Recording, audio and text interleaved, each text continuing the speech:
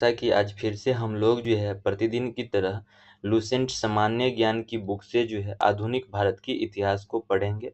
आज आधुनिक भारत की इतिहास का जो क्लास होने वाला है वो छठा क्लास यानी 6 नंबर का क्लास होने वाला है। आप यदि इससे पीछे का वीडियो देखना चाहते हैं तो क्या कीजिएगा कि इसी चैनल पर जो है लुसेंट मॉडर्न हिस्ट्री करके प्लेलिस्ट बना हुआ है, उस प्लेलिस्ट में जा कर के जो है पीछे का वीडियो देख सकते हैं। आप यदि किसी भी एग्ज़ाम का तैयारी करते हैं जैसा कि एसएससी, यूपीएससी, बिहार दरोगा यानी कि Bihar SI, railway, bank, Bihar teacher यानी कि टीआरई 4 का यदि तैयारी करते हैं तो इस एग्ज़ाम के लिए यह वीडियो काफ़ी यूजफुल होने वाला है। तो चलिए शुरुआत करते हैं हम लोग आज की क्लास को। देखिए हम लोग जो है लॉर्ड डलहौजी तक जो है वो अंग्रेज के अधीन गवर्नर के बारे में पढ़ रहे थे और उस अंग्रेज के अधीन गवर्नर जनरल के बारे में लॉर्ड डलहौजी तक हम लोग पढ़ चुके थे। हम लोगों को आज की इस वीडियो में पढ़ना था लॉर्ड कैनिंग से। कहाँ से पढ़ना था? लॉर्ड कैनिंग से पढ़ना था। ठीक है, तो चलिए शुरुआत करते हैं। देखिए लॉर्ड कैनिंग जो गवर्नर जनरल की पद पर आया वो 1856 ईस्वी में आया और 1862 ईस्वी तक जो है वो गवर्नर जनरल की पद पर रहा। देखिए इसके बारे में महत्वपूर्ण पॉइंट वगैरह क्या दिया गया है। पहला पॉइंट है कि यह भारत में कंपनी के द्वारा नियुक्त अंतिम गवर्नर जनरल था। तो याद रखिएगा भारत में कंपनी के द्वारा नियुक्त अंतिम गवर्नर जनरल था तथा ब्रिटिश सम्राट के अधीन नियुक्त भारत का प्रथम वायसराय था। देखिए अब क्या होने लगा लॉर्ड कैनिंग के समय से कि अब गवर्नर जनरल की पद को खत्म कर दिया गया और इसी गवर्नर जनरल की पद पर जो है पद के स्थान पर जो है वायसराय को लाया जाने लगा। ठीक है, और गवर्नर जनरल को जो था वो कंपनी नियुक्त करता था, लेकिन अब जो वायसराय को नियुक्त करेगा वह ब्रिटिश सम्राट नियुक्त करेगा। ठीक है, तो याद रखिएगा लॉर्ड कैनिंग जो था वो अंतिम गवर्नर जनरल था और प्रथम क्या था? वायसराय था। अब देखिए यहाँ से 2-4 क्वेश्चंस और पूछे जाते हैं कि पहला गवर्नर जनरल कौन था, ये सारा वगैरह पूछे जाते हैं कि पहला गवर्नर जनरल कौन था, गवर्नर कौन था। तो देखिए यहाँ हम जो है एक लिस्ट बनाकर लाए हुए हैं। देखिए क्या था कि बंगाल का गवर्नर, प्रथम गवर्नर यदि आपसे पूछे तो रॉबर्ट क्लाइव था। बंगाल का अंतिम गवर्नर पूछे तो वारेन हेस्टिंग्स था और वारेन हेस्टिंग्स के काल में 1773 का रेगुलेटिंग एक्ट आया था और इस रेगुलेटिंग एक्ट के तहत अब बंगाल के गवर्नर को गवर्नर ना कह के बंगाल का पूरे गवर्नर जनरल कहा जाने लगा। ठीक है, तो याद रखिएगा 73 एक्ट के तहत जो है गवर्नर को अब गवर्नर जनरल कहा जाने लगा और तब क्या कहते हैं अंतिम गवर्नर तो वारेन हेस्टिंग्स था और इसी को जो है प्रथम गवर्नर जनरल बना दिया गया बंगाल का। अब देखिए नेक्स्ट पॉइंट क्या है कि बंगाल का अंतिम गवर्नर जनरल विलियम बेंटिक बना और भारत का पहला गवर्नर जनरल विलियम बेंटिक बना। बंगाल के गवर्नर जनरल की पद को अब खत्म कर दिया गया विलियम बेंटिक के समय में और पूरे भारत की गवर्नर जनरल बंगाल के गवर्नर जनरल को कहा जाने लगा। तो भारत का पहला गवर्नर जनरल अगर आपसे पूछ दे तो विलियम बेंटिक हो जाएगा। नेक्स्ट पॉइंट क्या है कि भारत का अंतिम गवर्नर जनरल, अभी जैसा कि हम लोग पढ़े हैं तो देखिए भारत का अंतिम गवर्नर जनरल कौन था? लॉर्ड कैनिंग था और इस पद को अब फिर से गवर्नर जनरल की पद को खत्म कर दिया और गवर्नर जनरल की पद के जगह क्या लाया गया? वायसराय की पद को लाया और भारत का पहला वायसराय किसे बनाया गया? लॉर्ड कैनिंग को बनाया गया। ठीक है, अब नेक्स्ट पॉइंट क्या है कि भारत का अंतिम वायसराय किसे बनाया गया? तो लॉर्ड माउंटबेटन को बनाया गया और इसी लॉर्ड माउंटबेटन के समय हमें आज़ादी मिला था 1947 ईस्वी में और फिर से वायसराय की पद को खत्म करके गवर्नर जनरल की पद को लाया गया और गवर्नर जनरल स्वतंत्र भारत का पहला गवर्नर जनरल लॉर्ड माउंटबेटन था और स्वतंत्र भारत का अंतिम गवर्नर जनरल पूछ लिया जाए तो राजा गोपालचारी था और यही राजा गोपालचारी जो था एकमात्र गवर्नर जनरल था जो भारतीय था। ठीक है, तो याद रखिएगा। अब देखिए नेक्स्ट पॉइंट लॉर्ड कैनिंग के बारे में क्या दिया गया है कि लॉर्ड कैनिंग के समय में महत्वपूर्ण घटना कौन थी? 1857 ईस्वी का क्रांति। ठीक है, तो यह ऐतिहासिक विद्रोह था और यह 1857 ईस्वी का विद्रोह किसके काल में हुआ? तो याद रखिएगा लॉर्ड कैनिंग के काल में हुआ। एग्जाम के लिए यह काफी महत्वपूर्ण पॉइंट है। अब देखिए नेक्स्ट पॉइंट इसी में है, इसी विद्रोह के बाद प्रशासनिक सुधार के अंतर्गत भारत का शासन कंपनी के हाथों से सीधे ब्रिटिश सरकार के नियंत्रण में ले लिया गया। देखिए अभी तक 1857 से पहले क्या होता था कि जितने भी अंग्रेज क्षेत्र थे, यानी अंग्रेजों के द्वारा भारत में कब्जा किया गया क्षेत्र था, उस क्षेत्रों पर कंपनी जो है वह नियंत्रण रखता था, कंपनी जो है वह शासन वगैरह बनाता था। लेकिन जब 1857 की क्रांतिकारी हुआ और यह खत्म हुआ, तो इसके बाद से जो है अब कंपनी का जो है वो नियंत्रण खत्म करके सीधे ब्रिटिश सरकार यानी इंग्लैंड की जो सरकार थे, अंग्रेज की सरकार, वह अपने नियंत्रण में ले लिया भारत की शासन को। ठीक है, तो याद रखिएगा।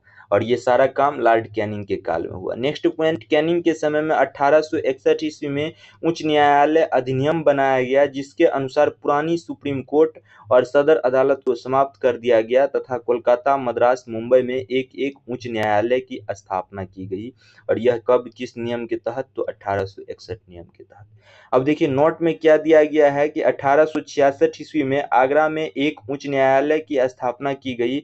यह 1866 ईस्वी में किया गया और 1875 ईस्वी में इस आगरा के उच्च न्यायालय को इलाहाबाद में स्थानांतरित कर दिया गया। तो याद रखिएगा 1866 में आगरा में एक उच्च न्यायालय की स्थापना की गई, जिसे 1875 ईस्वी में इलाहाबाद में स्थानांतरित कर दिया गया।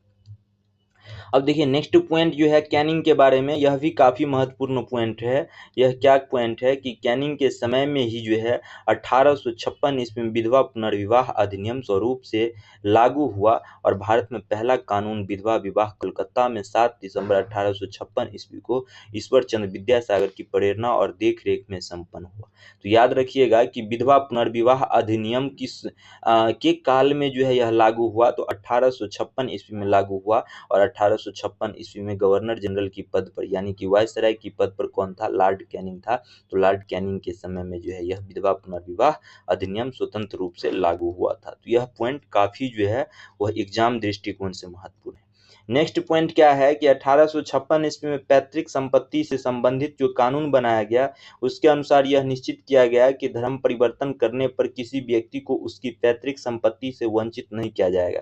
यदि कोई भी व्यक्ति धर्म क्या कहते हैं, हिंदू है, और हिंदू से माना कि मुस्लिम में चले गया, मुस्लिम नहीं है, मुस्लिम है, मुस्लिम से माना कि बौद्ध धर्म अपना लिया, तो उसे जो भी पैतृक संपत्ति, उसके पिता की जो भी संपत्तियां हैं, वह संपत्ति से जो है उस बच्चे को बेदखल नहीं किया जा सकता है, उसे जो है वह संपत्ति दिया जा सकता है। ठीक है, यह कानून लाया गया था 1856 ईस्वी में। नेक्स्ट पॉइंट क्या है कि 1857 ईस्वी में कैनिंग के समय में महालेखा प्रेक्षक पद का सृजन किया गया, जो स्वतंत्रता के बाद नियंत्रक एवं पॉइंट क्या है कि भारत शासन अधिनियम 1858 ईस्वी के तहत मुगल सम्राट के पद को समाप्त कर दिया गया। ठीक है, तो याद रखिएगा मुगल सम्राट की पद को किस भारत शासन अधिनियम के तहत 1858 ईस्वी के तहत मुगल सम्राट के पदों को समाप्त कर दिया गया। अब यह समाप्त 1857 की क्रांति में 1857 मुगल सम्राट, अगर आपसे पूछ लिया जाए मुगल सम्राट का अंतिम बादशाह,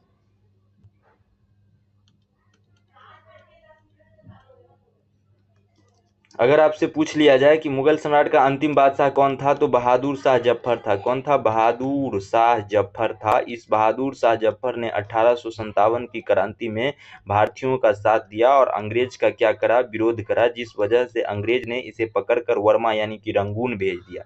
ठीक है, और यह अंतिम बहादुर शाह जफर जो था, यह मुगल का अंतिम सम्राट था। और इसी 1857 की क्रांति के बाद एक भारत शासन अधिनियम लाया गया 1858 में, और इस अधिनियम के तहत मुगल सम्राट के पदों को समाप्त कर दिया गया। ठीक है, तो याद रखिएगा। देखिए नेक्स्ट पॉइंट क्या है कि मैकाले के द्वारा प्रारूपित दंड संहिता को 1858 ईस्वी में कानून बना दिया गया और 1859 में अपराध विधान संहिता लागू की गई। ठीक है, नेक्स्ट पॉइंट है व्यापकत सिद्धांत यानी राज्य विलय की नीति को समाप्त कर दिया गया। यानी पहले जो व्यापकत सिद्धांत लाया गया था, उस व्यापकत सिद्धांत यानी एक राज्य को दूसरे राज्य में विलय कर लिया जाता था अंग्रेजों के द्वारा, उस नीति को अब समाप्त कर दिया गया। ठीक है, अब नेक्स्ट पॉइंट है 1861 ईस्वी में इंडियन काउंसिल एक्ट पारित हुआ तथा पोर्टफोलियो प्रणाली लागू की गई। तो याद रखिएगा ये जितना भी अभी हम लोग पढ़े हैं, यह लॉर्ड कैनिंग के काल में हुआ था, और यह लॉर्ड कैनिंग के काल का जो भी बिंदु हम लोग पढ़े हैं, पॉइंट पढ़े हैं, वो हमारे एग्जाम दृष्टिकोण से काफी ही महत्वपूर्ण है, तो याद रखिएगा। देखिए अब नेक्स्ट जो है वो वायसराय जो है वह लॉर्ड एल्गिन बना, और लॉर्ड एल्गिन 1862 ईस्वी में बना, और 1863 ईस्वी में यह जो है पद से हट चुका था।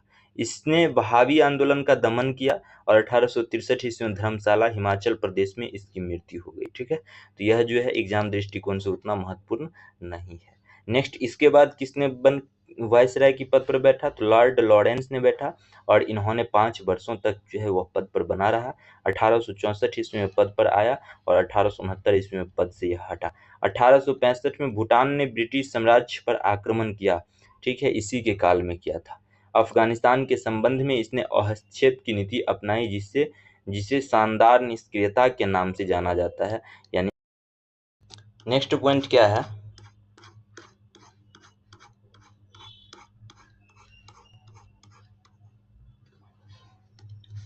देखिए लॉर्ड लॉरेंस इसी के समय में उड़ीसा में जो है 1866 ईस्वी में, तथा बुंदेलखंड में एवं राजपूताना में 1868-69 ईस्वी में भीषण अकाल पड़ा था। तो यह अकाल किसके समय में पड़ा था, लॉर्ड लॉरेंस के काल में पड़ा था। इसने हेनरी कैंपबेल के नेतृत्व में एक अकाल आयोग का गठन किया था। तो याद रखिएगा, हेनरी कैंपबेल के नेतृत्व में अकाल आयोग का नेतृत्व क्या कहते हैं, गठन किया था। सन 1865 ईस्वी में इसके द्वारा भारत एवं यूरोप के बीच प्रथम समुद्री टेलीग्राफ सेवा शुरू की गई।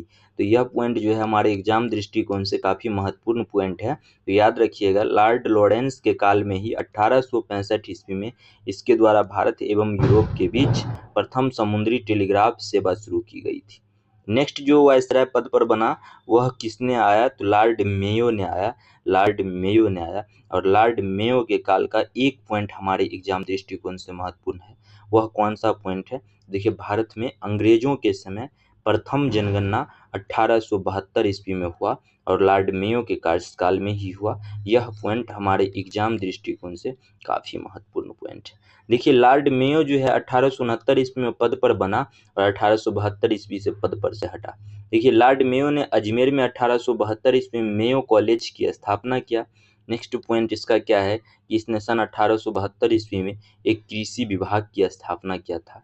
नेक्स्ट पॉइंट है कि एक अफगान शेर अली अफरीदी ने 8 फरवरी 1872 में चाकू मारकर इसकी हत्या कर दी थी। ठीक है, तो याद रखिएगा इसकी हत्या कैसे हुई थी, चाकू मारकर इसकी हत्या कर दी गई थी।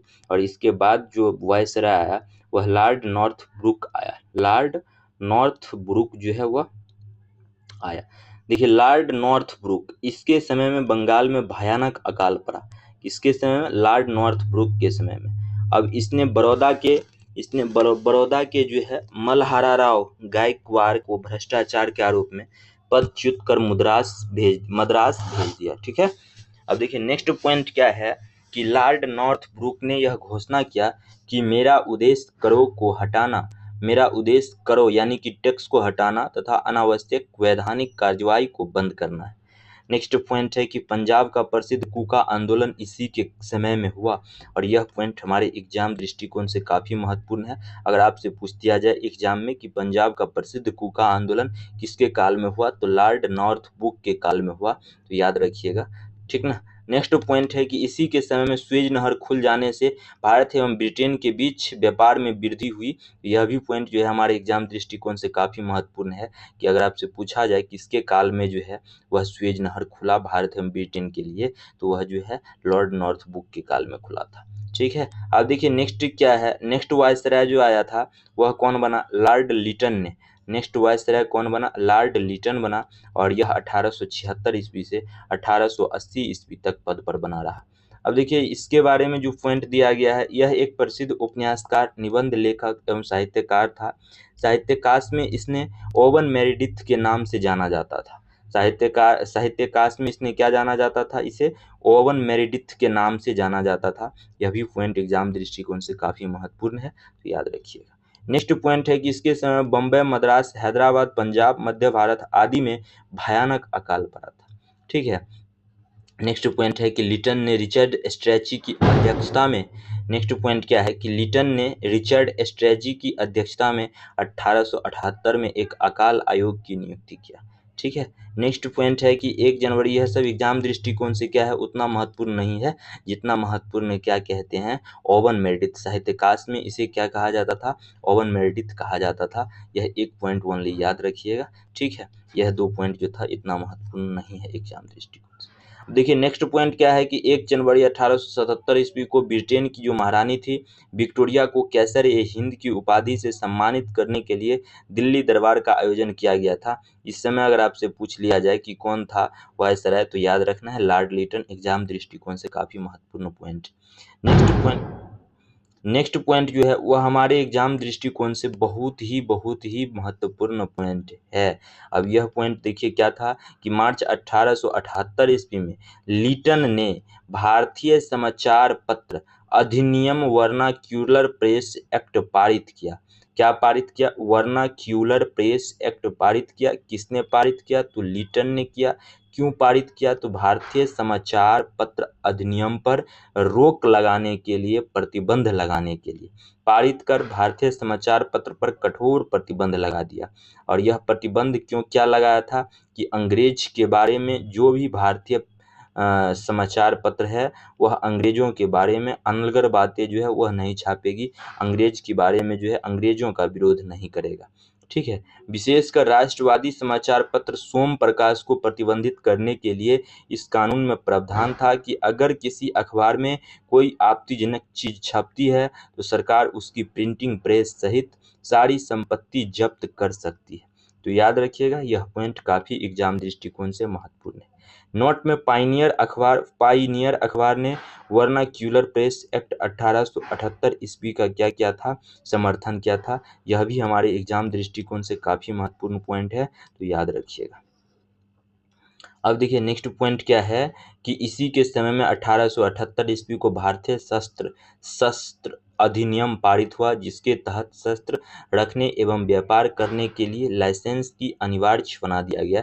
यानी आप किसी भी प्रकार की गोला बारूद शस्त्र रखते हैं उसके लिए आपको लाइसेंस लेना होगा। नेक्स्ट पॉइंट क्या है कि इसने सिविल सेवा परीक्षाओं में प्रवेश की अधिकतम आयु सीमा 21 से घटाकर जो है 19 वर्ष कर दी। क्या कर दी, 21 से घटाकर अब 19 वर्ष कर दी मिनिमम सिविल सेवा अधिकतम आयु सीमा।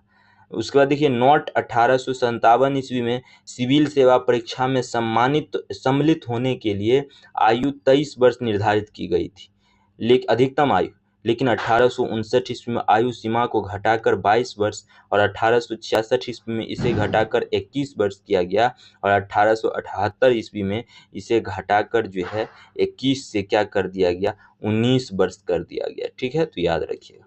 नेक्स्ट पॉइंट क्या है कि लिटन ने अलीगढ़ में एक मुस्लिम एंग्लो प्राच्य महाविद्यालय की स्थापना किया था।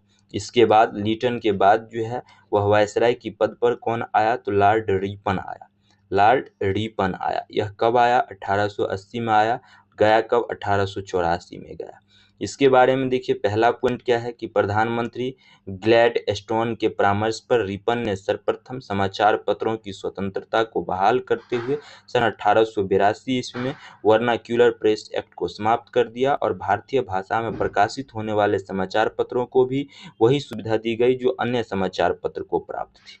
देखिए लिटन जो था, इन्होंने क्या किया, वर्नाक्यूलर प्रेस एक्ट लाया और भारतीय भाषा में छपने वाले समाचार पत्रों पर जो है प्रतिबंध लगा दिया। उसके बाद का वायसराय आया रिपन, और रिपन ने इस वर्नाक्यूलर प्रेस एक्ट को खत्म कर दिया और भारतीय भाषा में छपने वाले समाचार पत्र को भी क्या कर दिया, स्वतंत्र कर दिया, आजाद कर दिया। तो याद रखिएगा यह दोनों पॉइंट एग्जाम दृष्टिकोण से काफी महत्वपूर्ण है। अब इसने सिविल सेवा में प्रवेश की अधिकतम आयु सीमा को 19 वर्ष से बढ़ाकर 21 वर्ष कर दिया।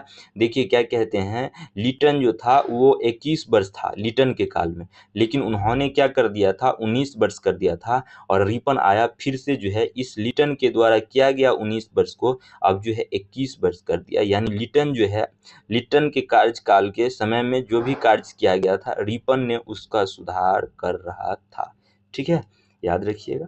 नेक्स्ट पॉइंट यहाँ क्या है, नेक्स्ट पॉइंट है कि इसने स्थानीय स्वशासन की शुरुआत की और 18 मई 1882 को स्थानीय स्वशासन संबंधी एक कानून बनाया, जिसके आधार पर विभिन्न प्रांतों में 83 से 85 के मध्य स्थानीय स्वशासन संबंधी कानून बनाए गए। तो यह भी एग्जाम दृष्टिकोण से काफी महत्वपूर्ण पॉइंट है। नेक्स्ट पॉइंट है, इसके समय में ही भारत में सन 1881 ईस्वी में सर्वप्रथम नियमित जनगणना करवाई गई। नियमित जनगणना करवाई गई। देखिए 1872 ईस्वी में जो है पहली बार जनगणना करवाई गई थी, और यह किसके काल में करवाई गई थी? तो लॉर्ड मेयो के काल में करवाई गई थी, लेकिन यह जो है नियमित जनगणना नहीं था। अब जो है रिपन के काल में जो है 81 ईस्वी में, यानी कि 1872 से 1881, कहने का अर्थ 9 वर्षों के बाद सर्वप्रथम नियमित जनगणना करवाई गई, और तब से लेकर यानी 81 से लेकर अब तक प्रत्येक 10 वर्षों के अंतराल पर जनगणना की जाती है।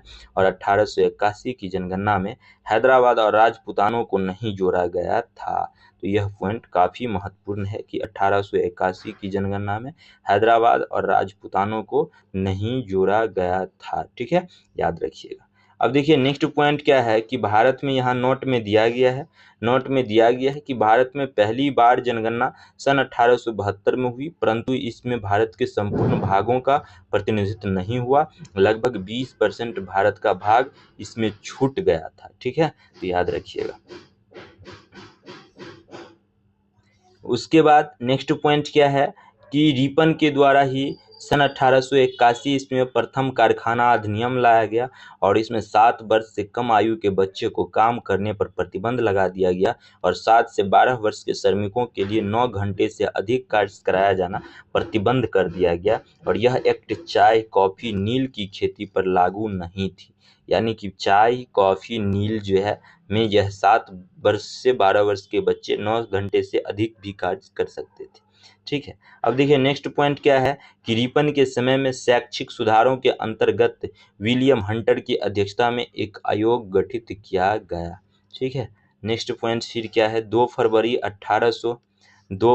1883 को यूरोपियों के विरुद्ध भारतीय न्यायाधीश द्वारा मुकदमे की सुनवाई के लिए इलबर्ट विधेयक प्रस्तुत किया गया। ठीक है, इलबर्ट विधेयक क्या करा गया? प्रस्तुत किया गया। और यह कब प्रस्तुत किया गया? 83 में किया गया। क्यों प्रस्तुत किया गया था? यूरोपियों के विरुद्ध भारतीय न्यायाधीश द्वारा मुकदमों की सुनवाई के लिए प्रस्तुत किया गया था, लेकिन यूरोप वासियों के प्रबल विरोध के कारण इस इलबर्ट बिल को वापस लेना पड़ा। अंग्रेज द्वारा इस विधेयक के विरोध में किए गए विद्रोह को श्वेत विद्रोह के नाम से जाना जाता है। ठीक है, तो याद रखिएगा इलबर्ट बिल आया था, और यह इलबर्ट बिल कब आया था? 83 ईस्वी में आया था। क्यों आया था? क्योंकि यूरोपियों के विरुद्ध, यानी जो भी अंग्रेज भारत में रहते थे, यदि वह किसी भी प्रकार की गलतियां करता है तो उसे भारतीय न्यायाधीश भी सजा सुना सकता है, मुकदमा की सुनवाई कर सकता है। ठीक है, इसलिए यह बिल को लाया गया था, लेकिन अंग्रेज ने बहिष्कार किया, जिस वजह से बहिष्कार करने की वजह से इस बिल को वापस ले लिया गया। ठीक है, तो याद रखिएगा यह किसके काल में? रिपन के काल में आया था। ठीक है, नेक्स्ट पॉइंट क्या है कि फ्लोरेंस नाइटिंगेल ने रिपन को भारत के उद्धारक की संज्ञा दी। और यह फ्लोरेंस नाइटिंगेल कौन था? तो यह जो थी इटली की नर्स थी। कौन थी? यह नर्स थी।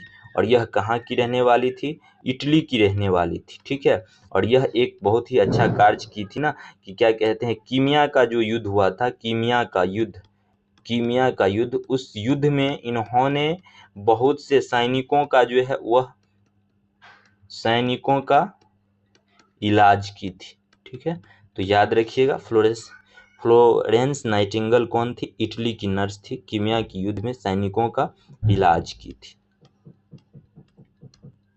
नेक्स्ट पॉइंट क्या है? लॉर्ड डफरिन, यानी अब कौन आया? लॉर्ड डफरिन आया। और यह कब आया? 84 में आया, 88 में गया। इसके समय तृतीय आंग्ल वर्मा युद्ध हुआ, और वर्मा को अंतिम रूप से अंग्रेजी राज में मिला लिया गया। तृतीय आंग्ल वर्मा युद्ध में जो है वर्मा को अंग्रेजी राज्य में मिला लिया गया। ठीक है, तो याद रखिएगा वर्मा।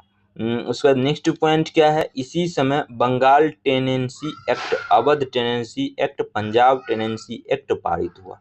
नेक्स्ट पॉइंट है कि इसी समय की सबसे महत्वपूर्ण घटना थी 28 दिसंबर 1885 को बम्बई में ए ह्यूम के नेतृत्व में भारतीय राष्ट्रीय कांग्रेस की स्थापना हुई। तो यह पॉइंट हमारे एग्जाम दृष्टिकोण से, और यह पॉइंट यानी पहला पॉइंट और अंतिम पॉइंट, यह दोनों पॉइंट हमारे एग्जाम दृष्टिकोण से काफी महत्वपूर्ण पॉइंट है। यह लॉर्ड डफरिन के काल में हुआ था, ठीक है, तो याद रखिएगा। अब देखिए नेक्स्ट पॉइंट, नेक्स्ट वायसराय कौन आया? लॉर्ड लैंसडौन आया। लॉर्ड लैंसडौन आया। इसके बारे में क्या है कि भारत और अफगानिस्तान के मध्य सीमा रेखा, ड्रंड रेखा का निर्धारण इसी के समय में हुआ। तो यह भी पॉइंट हमारे एग्जाम दृष्टिकोण से काफी महत्वपूर्ण है। आपसे पूछा जा सकता है एग्जाम में कि भारत और अफगानिस्तान के मध्य सीमा रेखा कौन सी है? तो याद रखिएगा ड्यूरंड रेखा है, ठीक है। अब 1891 ईस्वी में दूसरा कारखाना अधिनियम लाया गया, जिसमें स्त्री को 11 घंटा प्रतिदिन से अधिक काम करने पर प्रतिबंध लगाया गया। साथ ही सप्ताह में एक दिन की छुट्टी की भी व्यवस्था की गई। और यह किसके काल में हुआ? तो लॉर्ड लैंसडौन के काल में हुआ था। अब देखिए नेक्स्ट वायसराय कौन आया? नेक्स्ट वायसराय लॉर्ड एलिंगन द्वितीय था। यह भारत को तलवार के बल पर विजित किया गया है और तलवार के बल पर ही इसकी रक्षा की जाएगी। यह कथन किसने किया था? लॉर्ड एलिंगन द्वितीय का है। नेक्स्ट पॉइंट, 1895 से 98 ईस्वी के मध्य उत्तर प्रदेश, बिहार, पंजाब, मध्य प्रदेश में भयंकर अकाल पड़ा था। तो यह पहला पॉइंट जो था यह काफी महत्वपूर्ण था। यह पॉइंट एग्जाम में पूछा जा सकता है कि किसने कहा था, ठीक है, कथन किसका है, तो याद रखिएगा। नेक्स्ट वायसराय कौन आया? लॉर्ड कर्जन आया। लॉर्ड कर्जन कब आया? 1899 में आया, 1905 ईस्वी तक रहा। लॉर्ड कर्जन ने भारतीय टंकन और पत्र मुद्रा अधिनियम पारित कराकर अंग्रेजी स्वर्ण मुद्रा को भारत की कानूनी मुद्रा घोषित कर दिया। नेक्स्ट पॉइंट है कर्जन के बारे में कि शासन की कार्य क्षमता के आधार पर कर्जन ने रिपन द्वारा स्थापित स्थानीय स्वशासन की प्रणाली पर आघात किया और 99 में कोलकाता कॉरपोरेशन अधिनियम बनाया, ठीक है। अब देखिए नेक्स्ट पॉइंट क्या है कि कर्जन ने 1901 ईस्वी में सर कॉलिन स्कॉट मॉनक्रिफ की अध्यक्षता में एक सिंचाई आयोग, टॉम्स रॉबर्टसन की अध्यक्षता में रेलवे आयोग, 1902 ईस्वी में सर एंड्रयू फ्रेजर की अध्यक्षता में पुलिस आयोग एवं सर टॉमस रैले की अध्यक्षता में विश्वविद्यालय आयोग की स्थापना किया था। तो यह भी पॉइंट एग्जाम दृष्टिकोण से काफी महत्वपूर्ण पॉइंट। 1904 ईस्वी में भारतीय विश्वविद्यालय अधिनियम पास किया गया और यह अधिनियम किसके काल में हुआ था? तो लॉर्ड कर्जन के काल में हुआ था। तो यह सब 2-4 बार आप यदि पढ़ते हैं, 2-4 बार पढ़ते हैं, रिवीजन करते हैं, तब जाकर के जो है याद हो सकता है। एक बार पढ़ने से जो है याद कभी भी नहीं होगा, ठीक है। अब देखिए नेक्स्ट पॉइंट क्या है कि इसने सर एंटनी मैकडोनाल्ड की अध्यक्षता में एक अकाल आयोग का गठन किया एवं सैन्य अधिकारी के प्रशिक्षण के लिए क्वेटा में एक कॉलेज की स्थापना किया। नेक्स्ट पॉइंट, प्राचीन स्मारक परीक्षण अधिनियम 1904 के द्वारा कर्जन ने भारत में पहली बार ऐतिहासिक इमारत की सुरक्षा या मरम्मत की ओर ध्यान दिया और इस काल कर्जन भारतीय पुरातात्विक विभाग की स्थापना किया। तो यह भी बात याद रखिएगा, भारतीय पुरातत्व विभाग की स्थापना किसने किया? तो कर्जन ने किया। नेक्स्ट पॉइंट, कर्जन के समय 1904 में सहकारी उधार समिति अधिनियम बनाया गया, जिसके द्वारा सहकारी समिति की स्थापना करके किसान को उचित ब्याज पर रुपये कर्ज देने की व्यवस्था की गई, ठीक है। नेक्स्ट पॉइंट, इसने कृषि बैंक भी खुलवाए। किसने?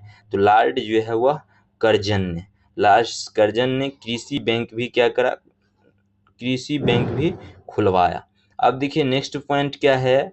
नेक्स्ट पॉइंट कि इसने 1901 में कृषि इंस्पेक्टर जनरल की नियुक्ति की। अब इसने समय 1905 में पूसा में एक कृषि अनुसंधान संस्था खोली गई। इसके द्वारा कर्जन के समय में पहली बार प्रत्येक प्रांत और केंद्र स्तर पर एक निदेशक के अधीन एक पृथक गुप्तचर विभाग की स्थापना की गई। नेक्स्ट पॉइंट है कि लॉर्ड कर्जन के समय में किचनर परीक्षा को सैनिक प्रशिक्षण में शामिल करके सेना की युद्ध क्षमता को बढ़ाया गया। इसके बाद नेक्स्ट पॉइंट है कि इसी के कार्यकाल के दौरान कोलकाता में विक्टोरिया मेमोरियल हॉल की निर्माण हुआ। यह पॉइंट जो है एग्जाम दृष्टिकोण से काफी महत्वपूर्ण पॉइंट है, तो याद रखिएगा। अब देखिए नेक्स्ट पॉइंट क्या है कि कर्जन के भारत विरोध कार्य के सार्वजनिक महत्वपूर्ण कार्य, भारत विरोध कार्य, भारत के लिए विरोधी कार्य।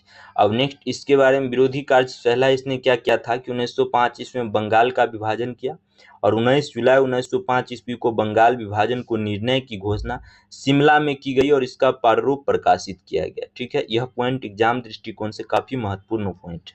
सितंबर 1905 में उसे सम्राट ने भी स्वीकृति दे दी और 16 अक्टूबर 1905 ईस्वी को इस बंगाल विभाजन की योजना को लागू किया गया और बंगाल को दो प्रांत में बांट दिया गया, एक पूर्वी बंगाल और असम प्रांत। पूर्वी बंगाल में असम प्रांत को भी रखा गया और दूसरा पश्चिम बंगाल। पूर्वी बंगाल का मुख्यालय जो है ढाका में बनाया गया और lieutenant governor sir Andrews Fraser को बनाया गया। लेफ्टिनेंट गवर्नर किसे बनाया गया? पूर्वी बंगाल का सर एंड्रयूज फ्रेजर को बनाया। तो याद रखिएगा यह पॉइंट जो है एग्जाम दृष्टिकोण से काफी पॉइंट महत्वपूर्ण पॉइंट है, 2-4 बार पढ़िएगा तो याद हो जाएगा। ठीक है, अब देखिए नेक्स्ट पॉइंट, गवर्नर जनरल की कार्यकारिणी की सैनिक सदस्य के अधिकारों के प्रश्न पर कर्जन का प्रधान सेनापति किचनर से मतभेद हो गया, जिसमें भारत सचिव ने किचनर का पक्ष लिया। उसे असंतुष्ट होकर अगस्त 1905 में लॉर्ड कर्जन ने त्याग पत्र दे दिया। ठीक है, अब देखिए लॉर्ड कर्जन के बाद जो वायसराय पद पर आया वह लॉर्ड मिंटो द्वितीय था और यह 1905 में आया, 10 में गया। इसके समय में आगा खां एवं सलीमुल्लाह खां के द्वारा ढाका में 1906 में मुस्लिम लीग की स्थापना किया गया। तो यह बहुत ही महत्वपूर्ण पॉइंट है एग्जाम दृष्टिकोण से। आपसे यदि पूछा जाए लॉर्ड मिंटो के काल में क्या हुआ महत्वपूर्ण कार्य, तो आप बता सकते हैं कि यह मुस्लिम लीग की स्थापना हुआ और मुस्लिम लीग की स्थापना कब हुआ? तो 1906 में हुआ। कहाँ हुआ? तो ढाका में। नेक्स्ट पॉइंट, 1907 के कांग्रेस के सूरत अधिवेशन में कांग्रेस का विभाजन हो गया, यह भी मिंटो के काल में ही हुआ था। इसके शासन काल में 1907 में आंग्ल एवं रूसी प्रतिमंडल के बीच बैठक हुई। यह हमारे एग्जाम दृष्टिकोण से उतना महत्वपूर्ण पॉइंट नहीं है, आप 2-4 बार पढ़कर याद कर भी सकते हैं, छोड़ भी सकते हैं। नेक्स्ट पॉइंट, मुसलमानों के लिए अलग निर्वाचन व्यवस्था, मार्ले मिंटो सुधार अधिनियम 1909 के द्वारा किया गया। मार्ले सचिव था और मिंटो जो था यह वायसराय था। ठीक है, तो इन्हीं दोनों के द्वारा किया गया, इसलिए इन्हीं दोनों के नाम पर इस अधिनियम का नाम रखा गया। ठीक है, यह भी पॉइंट काफी जो है एग्जाम दृष्टिकोण से महत्वपूर्ण है। नेक्स्ट वायसराय जो बनकर आया वह लॉर्ड हार्डिंग द्वितीय बनकर आया और यह 6 सालों तक रहा। 1910 ईस्वी में आया और 16 तक इन्होंने जो है वह बना रहा। इसके समय में जो है ब्रिटेन की राजा जॉर्ज पंचम भारत आया और यह 12 दिसंबर 1911 ईस्वी में दिल्ली में एक भव्य दरबार का आयोजन हुआ और यहाँ पर बंगाल विभाजन को रद्द करने की घोषणा की गई एवं भारत की राजधानी कलकत्ता से दिल्ली स्थानांतरित करने की घोषणा की गई और 1912 ईस्वी में दिल्ली भारत की राजधानी बनी। तो याद रखिएगा कि किसके काल में जो है बंगाल विभाजन को रद्द किया गया, तो हार्डिंग के काल में बंगाल विभाजन को रद्द किया गया। और बंगाल का विभाजन किसके काल में किया गया था? तो याद रखिएगा कि बंगाल का विभाजन जो किया गया था वह किसके काल में किया गया था? कर्जन के काल में किया गया था। देखिए जैसा कि 1905 में बंगाल का विभाजन किसके काल में हुआ था? कर्जन के काल में हुआ था। और बंगाल विभाजन को रद्द किसके काल में हुआ था? तो हार्डिंग के काल में हुआ था, लॉर्ड हार्डिंग द्वितीय के काल में हुआ था। और इसी के काल में राजधानी कोलकाता से दिल्ली को स्थानांतरित कर दिया गया। पूरे भारत की राजधानी कोलकाता था, उसे अब दिल्ली स्थानांतरित कर दिया गया। नेक्स्ट पॉइंट, 23 दिसंबर 1912 को लॉर्ड हार्डिंग पर दिल्ली में बम फेंका गया और इस कांड में भाई बाल मुकुंद को फांसी की सजा दी गई। नेक्स्ट पॉइंट क्या है कि इसी के समय 28 जुलाई 1914 को प्रथम विश्व युद्ध प्रारंभ हुआ और इसी के शासनकाल में फिरोज शाह मेहता ने बॉम्बे क्रॉनिकल एवं गणेश शंकर विद्यार्थी प्रताप का प्रकाशन किया। ठीक है, तो यह भी पॉइंट काफी एग्जाम दृष्टिकोण से महत्वपूर्ण है। नेक्स्ट पॉइंट, 1916 में लॉर्ड हार्डिंग को बनारस हिंदू विश्वविद्यालय का कुलाधिपति नियुक्त किया गया। ठीक है, जब इसे अब कुलाधिपति नियुक्त कर दिया गया तो अब कौन आया? तो अब जो है चेम्सफोर्ड जो है वह जो है वायसराय बना और यह चेम्सफोर्ड 1916 से 21 ईस्वी तक वायसराय की पद पर रहा। और इसके बारे में कांग्रेस की लखनऊ अधिवेशन 1916 ईस्वी में कांग्रेस का एकीव हुआ एवं मुस्लिम लीग के साथ समझौता हुआ। जो कांग्रेस में क्या हुआ था, क्या कहते हैं, गरम दल और नरम दल जो अलग हो गया था, वह गरम दल और नरम दल 1916 ईस्वी में एक हो गया और मुस्लिम लीग भी जो है वह कांग्रेस के साथ समझौता कर चुका था। ठीक है, तो याद रखिएगा। अब देखिए इसके बारे में और पॉइंट क्या दिया गया है कि 1916 ईस्वी में जो है पूना 1916 ईस्वी में जो है पूना में महिला विश्वविद्यालय की स्थापना हुआ। नेक्स्ट पॉइंट, इसके काल में 1917 ईस्वी में शिक्षा पर सैडलर आयोग का गठन हुआ। और इसके काल में जो महत्वपूर्ण हमारे एग्जाम दृष्टिकोण से पॉइंट है वह यह है कि इसी के काल में 1919 ईस्वी में रॉलेट एक्ट पारित हुआ। क्या हुआ? रॉलेट एक्ट पारित हुआ। नेक्स्ट पॉइंट है कि इसी के काल में 13 अप्रैल 1919 ईस्वी को जलियांवाला बाग हत्याकांड भी हुआ था। और खिलाफत आंदोलन, गांधी जी की असहयोग आंदोलन इसी से प्रारंभ हुआ। तृतीय अफगान युद्ध इसी के समय में हुआ। तो यह जितने भी पॉइंट है वो हमारे एग्जाम दृष्टिकोण से क्या है, काफ़ी महत्वपूर्ण है। 2-4 बार पढ़ करके जो है याद कर लीजिएगा। ठीक है, अब देखिए लॉर्ड रीडिंग जो है वह वायसराय बनता है। और लॉर्ड रीडिंग कब से कब? 1921 ईस्वी में बना, 1926 ईस्वी तक बना रहा। 1921 में मोपला विद्रोह हुआ। नेक्स्ट पॉइंट, 1921 में एम.एन. राय द्वारा भारतीय कम्युनिस्ट पार्टी का गठन किया गया। और भारतीय कम्युनिस्ट पार्टी का गठन एम.एन. राय के द्वारा किसके काल में किया गया? लॉर्ड रीडिंग के काल में। नेक्स्ट पॉइंट, इसी के काल में प्रिंस ऑफ वेल्स ने नवंबर 1921 में भारत की यात्रा किया और इस दिन पूरे भारत में हड़ताल का आयोजन किया गया। अब 5 फरवरी 1922 ईस्वी को घटी चौरी चौरा कांड में उत्तर प्रदेश के गोरखपुर जिला के बाद गांधी जी ने अपना असहयोग आंदोलन वापस ले लिया। यह किसके काल में हुआ? लॉर्ड हार्डिंग के काल में हुआ। यह भी पॉइंट याद रखिए। नेक्स्ट पॉइंट, भारत में 1922 में इलाहाबाद में सिविल सेवा परीक्षा की शुरुआत हुई। भारत में 1922 ईस्वी में पहले जो सिविल सेवा की परीक्षा होती थी वह लंदन में होती थी, लेकिन 1922 ईस्वी से इलाहाबाद में भी सिविल सेवा की परीक्षा शुरू हो गई। और यह किसके काल में? तो लॉर्ड रीडिंग के काल में शुरू हुआ था। 1922 ईस्वी में विश्व भारती विश्वविद्यालय ने कार्य करना प्रारंभ किया। नेक्स्ट पॉइंट है कि 1923 ईस्वी में चित्तरंजन दास एवं मोतीलाल नेहरू ने इलाहाबाद में कांग्रेस के अंतर्गत स्वराज पार्टी की स्थापना की। और 1923 ईस्वी के चुनाव में इस दल को मध्य प्रांत एवं बंगाल में पूर्ण बहुमत मिला था। नेक्स्ट पॉइंट है कि 1925 ईस्वी में प्रसिद्ध आर्य समाजी राष्ट्रवादी नेता स्वामी श्रद्धानंद की जो है हत्या कर दी गई। ठीक है, तो देखिए आज के लिए हम लोग यहीं तक रहने देते हैं, क्योंकि वीडियो जो है वो काफ़ी लंबा हो जाएगा। और नेक्स्ट क्लास में हम लोग जो है लॉर्ड इरविन से पढ़ना शुरू करेंगे। ठीक है।